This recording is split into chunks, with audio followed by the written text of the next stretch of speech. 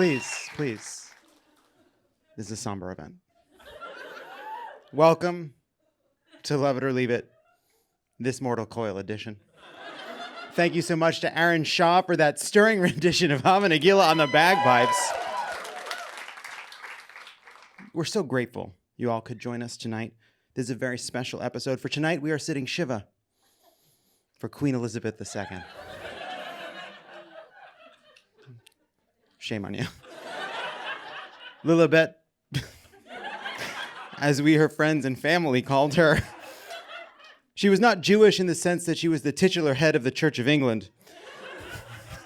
But she was Jewish in the sense that she hated all of her sons' and grandsons' wives.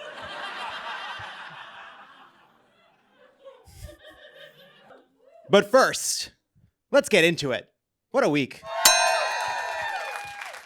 Queen Elizabeth II's funeral on Monday will conclude with a 2-minute moment of silence nationwide, which from years of telling jokes to audiences, I recognize as the ultimate sign of respect. She will then be outfitted with animatronic servos and brought to her final resting place at Disney's Hall of Queens. The line to see Queen Elizabeth's coffin, which will be on display until her funeral, was reportedly 4.5 miles long on Thursday morning. I can't blame those people for trying. The witch clearly said, "From this slumber she shall wake to true love's kiss." They're all going in there and kissing her. Russian President Vladimir Putin will not be on the guest list for the Queen's funeral because of the invasion of Ukraine. At least the punishment fits the crime. Meanwhile, sources told the Mirror that the Queen was secretly a natural at Wii bowling and had been given a Nintendo Wii console made of 24-karat gold as a gift. Additional sources note that the Queen was absolutely dog shit at Elden Ring. Meanwhile, here in the country that absolutely fucking bodied her great-great-great-great-grandfather, railroad workers reached a tentative deal with freight railroad companies to avert a strike after the companies agreed to stop firing workers for taking time off to go to the doctor. This is America. No one should lose their job for going to the doctor. You should lose your job for going to the bathroom. President Biden praised the agreement on Thursday, saying, "This agreement is a big win for America, and it's a great deal for both sides, in my view." Biden then pulled a train conductor hat low over his eyes and ascended into a beam of light, his purpose on this earth fulfilled. Florida Governor Ron DeSantis claimed responsibility for sending 2 planes full of migrants to Martha's Vineyard as a fuck you to both Democrats and human decency. There has got to be a simpler way of finding someone to hang out with Alan Dershowitz. Meanwhile, 2 busloads of migrants from the U.S.-Mexico border were dropped off Thursday morning near Vice President Kamala Harris's home in Washington, D.C., though I thought she said do not come. I want to be clear to folks in this region who are thinking about making that dangerous trek to the United States-Mexico border. Do not come. Do not come. It's always tough. Over on the Gold Coast, California Governor Gavin Newsom, or as I call him, Little Gavi Nunu, is renting billboards in red states that have restricted abortion access to tout California's reproductive freedoms. The billboards read, "Need an abortion? California is ready to help." Personally, I would have also mentioned that you can get it in and out after. But that's just me, a reproductive justice advocate. This week, Lindsey Graham introduced a 15-week abortion ban. All right, look, here's the thing. All right, we inadvertently booked a show full with men. So now we're going to call out our head writer, Hallie, to come share some measured, even-handed, not at all scream jokes about Lindsey's proposal.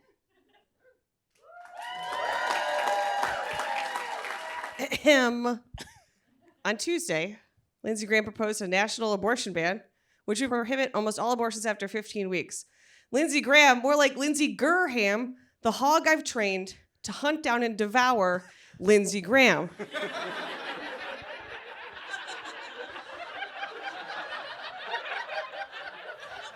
His name is Graham. Graham. Okay, first of all, it's a she. Okay, I'm gonna tell you right there. And it's a play on words. But seriously, I don't know why Graham thought this was smart to announce before the midterms, but isn't that why we need abortion rights?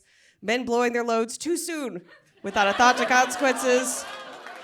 And I will point out, it hasn't even been 15 weeks since the Supreme Court's Dobbs decision. So it's like, that's how badly things can get out of hand in 15 weeks. They should know that. Said Graham in his announcement, we will introduce legislation to get America in a position at the federal level I think is fairly consistent with the rest of the world. If we take back the House and Senate, I can assure you we'll have a vote. Graham just did more to mobilize Democratic voters in the midterms than anything we've ever said on this show, which is why it gives me great pleasure to announce the new host of Love It or Leave It, Lindsey Graham. So this is just the latest of Graham's attempts to run a national ban up the flagpole, including a previous attempt at a 20-week ban in January of last year. You know what else should be run up a fucking flagpole? A big flag that says, please don't do this. And then under that flag is a much bigger flag that says, attack Lindsey Graham, attack! Lindsey Graham is a truffle and you must root him out. I kid. But it's like I always say, if at first you don't succeed, Lindsey Graham, just quit your job and shut the fuck up, you disgusting little freak. Graham wants to frame his proposal as a ban to later abortions, but the bill will criminalize abortions at an earlier point in pregnancies before many dangerous fetal anomalies and maternal health issues have come to light. And the one rule Lovett gave me was not to explicitly call for any assassination, so I don't have a joke for that one, so I'm moving on. Literally the only rule.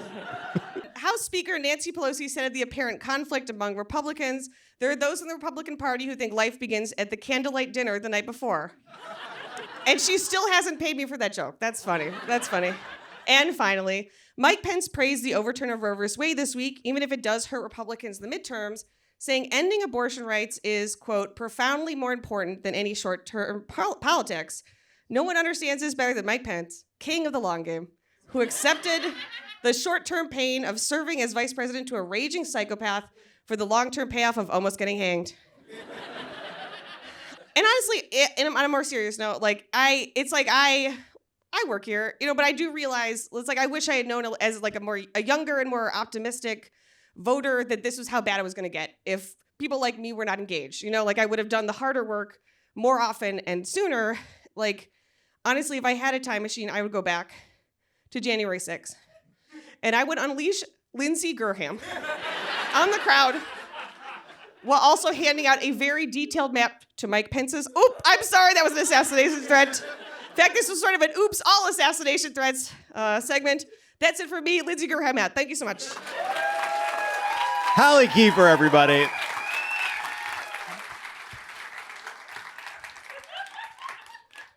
The Justice Department said they will not object if one of Donald Trump's picks, Judge Raymond J. Dearie of the Brooklyn Federal District Court, is selected as special master in charge of reviewing documents from the Mar-a-Lago raid. A DOJ spokesperson explained, this candidate really stood out since he is not the deranged owner of an internet pillow company.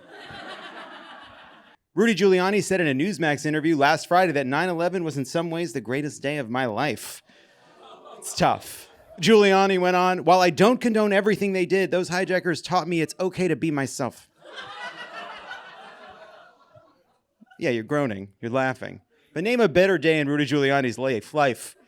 The day he almost exposed himself in a Borat movie? The day he married his cousin? He might be right. My Pillow guy, Mike Lindell, claimed on Tuesday that FBI agents had seized his phone at a Minnesota Hardee's. Said Lindell in a Facebook video. Today, the FBI... you're going to hear this, and you're probably already hearing it in the news. The FBI came after me and took my phone. They surrounded me at a Hardee's and took my phone that I run all my business, everything with. They could have just, what they've done is weaponize the FBI. It's disgusting. I don't have a computer. Everything I do up that phone, everything was on there. And they told me not to tell anybody. There's an order don't tell anybody. Okay, I won't. Well, I am. Tough day for the Hardee's slogan. Hardee's, once you're here, at least your day can't get any worse. Ken Starr, the former independent counsel whose criminal investigation of Bill Clinton led to his impeachment, died Tuesday at the age of 76.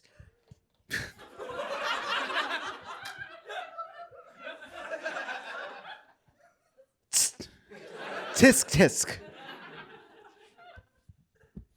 I like to imagine Ken Starr's up in heaven right now, trying to figure out if Anne Frank's really bisexual.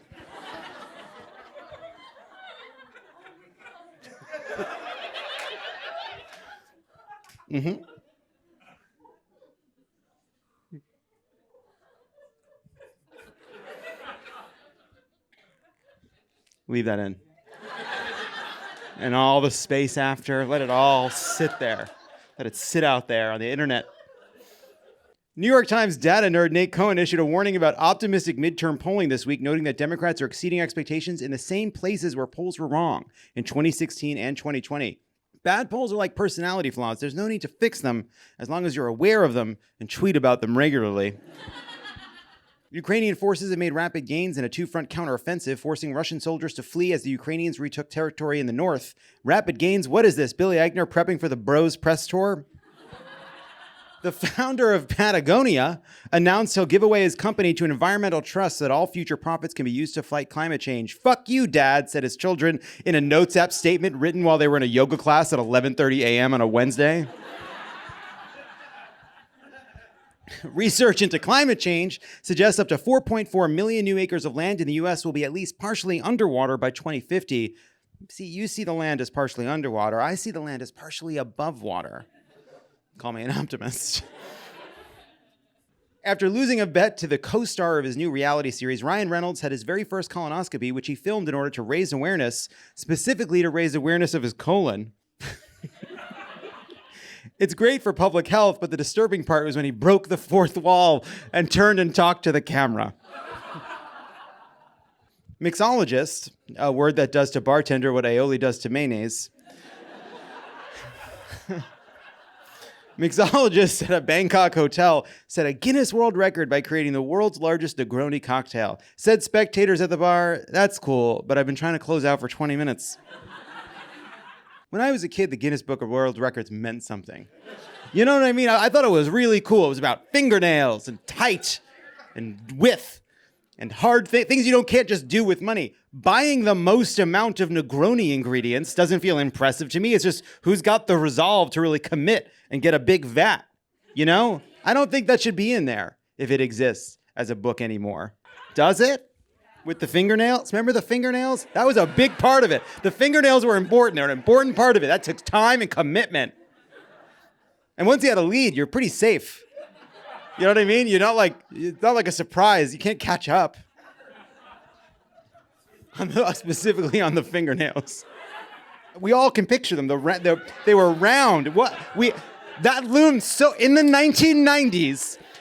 Fingernails and the person with the longest ones was a big part of what it meant to be part of our culture. That was an important thing that we all knew about. It was on 60 Minutes in 2020 and Dateline and Nightline. They would find the person with the fingernails and they'd talk about it a few times a year. Keep up with it.